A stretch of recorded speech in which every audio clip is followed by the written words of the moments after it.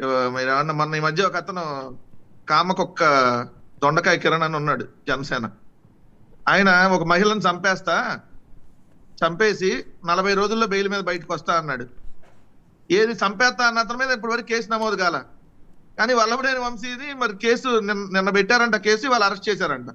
ఎంత విచిత్రం అంటే చూడండి సార్, అసలు కేసు ఏంటి అనే దాంట్లోకి మనం వెళ్తే, గన్నవరానికి సంబంధించినటువంటి తెలుగుదేశం పార్టీ ఆఫీస్ మీద 2022 సంవత్సరంలో దాడి జరిగింది అనే దాని మీద కేసు. అప్పుడు మా ప్రభుత్వంలో ఉన్నప్పుడు దాడి జరిగినప్పుడు మా ప్రభుత్వం కేసులు పెట్టి ఎవరైతే ఆ దాడిలో పాల్గొన్నారో వాళ్ళ మీద కేసులు పెట్టి 44 మందిని అరెస్ట్ చేసింది. వైఎస్ఆర్ కాంగ్రెస్ పార్టీ వాళ్ళు కూడా ఉన్నారు దాంట్లో. 44 మందిని అరెస్ట్ చేస్తే వాళ్ళు మళ్ళీ జైలుకి వెళ్ళారు, బెయిల్ మీద బయటకు వచ్చారు. కానీ ఈ ప్రభుత్వం వచ్చిన తర్వాత ఆ 44 మంది కాదు, వల్లభనేని వంశీతో పాటు ఇంకొక 50 మంది ఉన్నారని చెప్పి వాళ్ళ మీద తప్పుడు కేసులు పెట్టారు. పెట్టి ఎస్సీ ఎస్టీ కేసులు కూడా పెట్టారు. ఏది తెలుగుదేశం పార్టీ